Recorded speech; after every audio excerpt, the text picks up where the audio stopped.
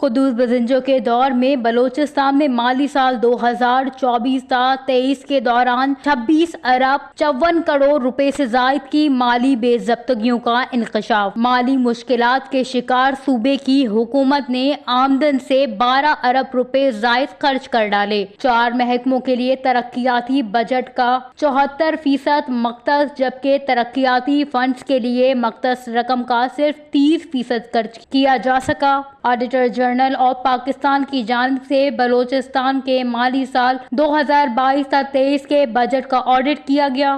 Audit report کے مطابق مالی سال 2022-23 میں بلوچستان حکومت کو کل 491 ارب 93 کروڑ روپے سے زائد کی آمدن ہوئی، جبکہ حکومت نے 503 ارب 94 کروڑ 41 لاکھ روپے کے اخراجات کیے، جو کہ صوبے کی آمدن سے 12 ارب روپے زائد اخراجات ہیں۔ مالی سال 2022 اور 23 کے دوران صوبائی حکومت نے محکمہ PHE-CNW لوکل گورنمنٹ اور آبپاشی کے لیے ترقیاتی مد میں نئی اسکیمات میں بجٹ کا 74% حصہ مختص کیا، جبکہ دیگر شعبوں کے لیے 1% سے بھی کم ایلوکیشن رکھی گئی۔ تاہم صوبے میں ترقیاتی کاموں کے لیے مختص رقم کا صرف 30% حصہ خرچ کیا گیا، جو کہ انتہائی کم ہے۔ NNI کو موصول ہونے والے آڈٹ رپورٹ کے مطابق مالی سال 2022-23 کے دوران بلوچستان میں 26 ارب 54 کروڑ 5 لاکھ 45 ہزار روپے